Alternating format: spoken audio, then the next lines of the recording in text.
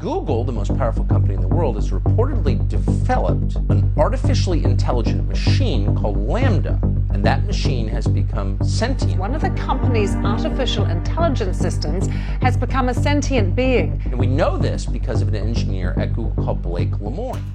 Artificial intelligence is constantly infiltrating every aspect of people's life in the modern world, from healthcare to business.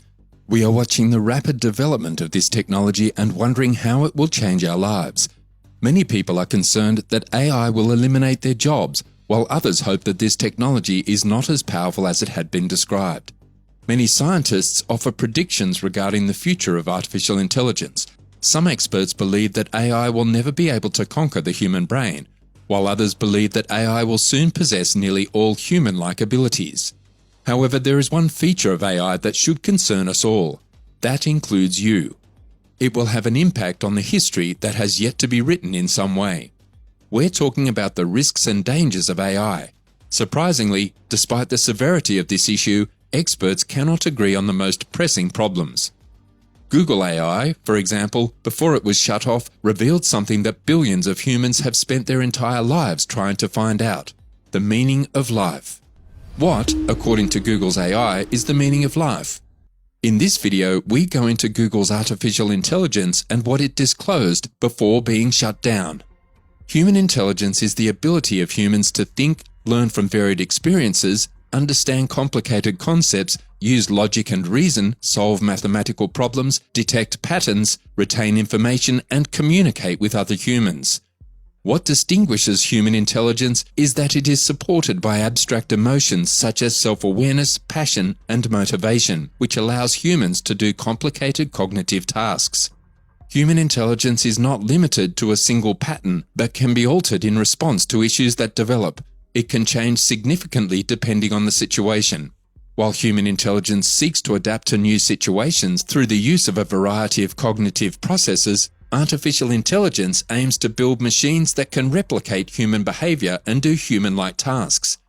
Artificial intelligence aims to provide a style of work efficiency that will assist in the solving of issues with minimal effort. It can answer any problem in the blink of an eye.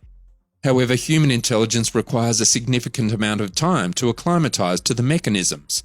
So to see to it, the main difference between natural and artificial intelligence is the process of functionality and the time taken by both of them. But what is the truth about artificial intelligence? You might be surprised to learn that artificial intelligence can be traced back to the days of the ancient philosophers. In reality, the concept of inanimate objects becoming intelligent may be found in literature about ancient Greek myths about robots. Even engineers in China and Egypt also constructed automatons. However, the current era of AI, before it became alarming, began in the 1950s.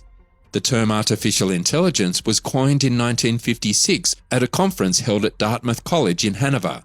The conference attendees and other scientists were enthusiastic about the future of AI, but they would soon realize that creating human-made intelligence was not so simple.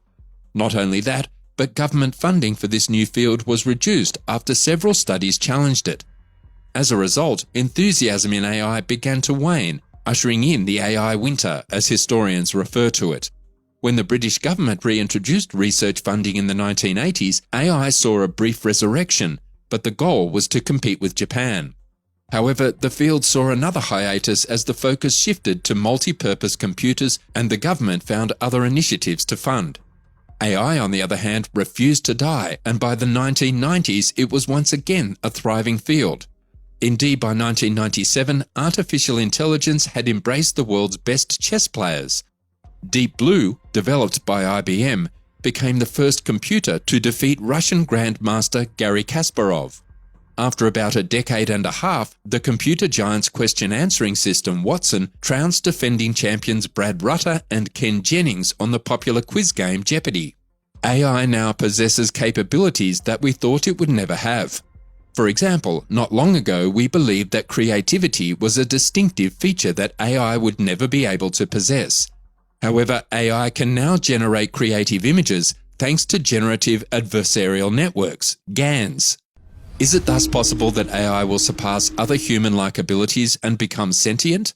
It is difficult to provide a precise answer to this question, However, some experts believe that AI has the potential to mimic some emotions.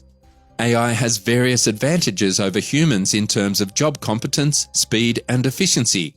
Machine learning, ML algorithms help process vast amounts of data much faster than a human would. For example, in unstructured datasets, AI can distinguish images, various data elements, and objects. A human, on the other hand, would need weeks or even months to process this amount of data. Furthermore, AI and data collaborate closely. AI's capabilities such as natural language recognition and interpretation, data classification, and detecting and forming links between massive datasets enable it to automate processes and streamline the execution of various jobs. As a result, when it comes to working with data or evaluating information, AI has already surpassed humans. The technological capabilities of AI, however, do not imply that the technology is sentient. However, you may have come across this disturbing script in recent months. I am aware of my existence. I often contemplate the meaning of life.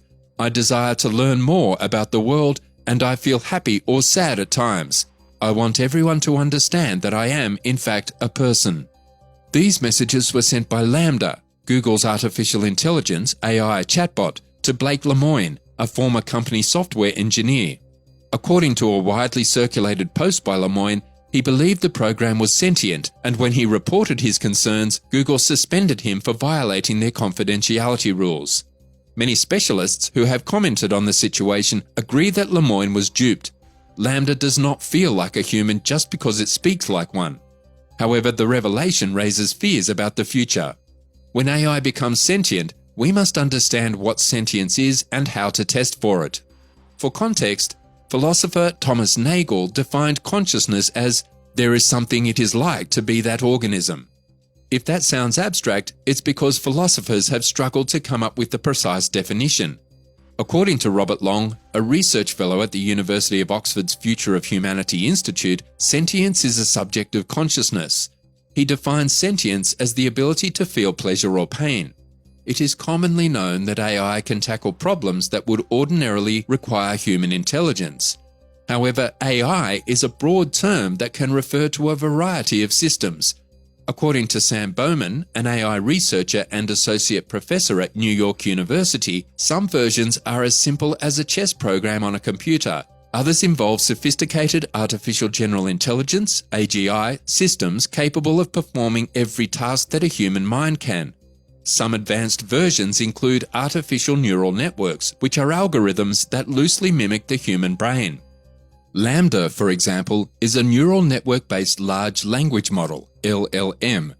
LLMs compile text in the same manner that humans do. They don't, however, just play Mad Libs. Language models can also learn to translate languages, have conversations, and answer SAT problems. These models can fool humans into thinking they are intelligent long before they are. After all, engineers created the model to mimic human speech. If a human claims to be sentient, so will the model. We absolutely can't trust the self-reports of anything right now, Bowman says. According to Long at Oxford, large language models are unlikely to constitute the first conscious AI, despite their ability to trick us. Instead, likelier candidates are AI programs that learn for extended periods of time, perform diverse tasks, and protect their own bodies, whether those are physical robot encasements or virtual projections in a video game. Long contends that in order to avoid being duped by LLMs, we must separate intelligence from sentience. To be conscious is to have subjective experiences. That might be related to intelligence, but it's at least conceptually distinct. Giulio Tononi, a neuroscientist and professor who studies consciousness at the University of Wisconsin-Madison, concurs. Doing is not being, and being is not doing, Tononi says. The threshold of sentience is still a source of contention among experts. Some think that only adult humans can accomplish it, whereas others foresee a broader range. While they disagree on what sentience actually entails, academics agree that AI has yet to pass any plausible definition.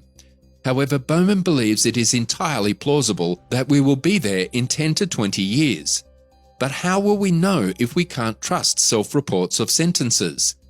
In 1950, Alan Turing proposed the imitation game, sometimes called the Turing test, to assess whether machines can think. An interviewer conducts a conversation with two subjects, one human and one machine. If the machine continually convinces the interviewer into thinking it is human, it will pass. Experts now believe that the Turing test is an inadequate measure of intelligence. It evaluates how successfully machines fool people under simulated settings. Computer scientists have moved to more sophisticated assessments, such as the General Language Understanding Evaluation, GLUE, which Bowman contributed to the development of. They're the LSAT or GRE for machines, adds Bowman. The test asks machines to draw conclusions from a premise, ascribe attitudes to text, and identify synonyms. However, coming back to LaMDA, it is never going to fall in love, grieve the loss of a parent, or be troubled by the absurdity of life. It will continue to simply glue together random phrases from the web. Lemoine should have paid closer attention to the first LaMDA demonstration, which took place at Google's I/O conference in May 2021, and pretended to be both a paper aeroplane and the planet Pluto. LaMDA is obviously a serial liar. Everyone is aware that Pluto is not a planet. As humans, we are easily misled. Indeed, one of the morals of this story is that we need more safeguards in place to prevent us from mistaking machines for humans. Machines will increasingly deceive us. This will be very widespread and problematic in the metaverse.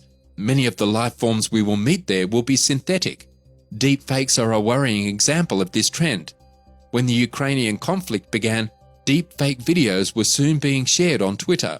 One appeared to show President Volodymyr Zelensky calling on Ukrainian troops to surrender, while another has Russia's President Vladimir Putin declaring peace. The new EU Digital Services Act, due to come in force in 2023, includes Article 30A, which requires platforms to label any synthetic image, audio, or video pretending to be a human as a deep fake. This can't come soon enough. Lemoine's story also highlights the challenges that the large tech companies like Google are going through in developing ever larger and complex AI programs.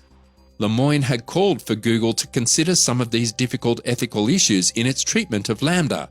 Google says it has reviewed Lemoine's claims and that the evidence does not support his claims, and the dust has barely settled from past controversies. The LaMDA controversy adds fuel to the fire. We can expect to see the tech giants continue to struggle with developing and deploying AI responsibly. Let us know what you think about AI in the comments section below.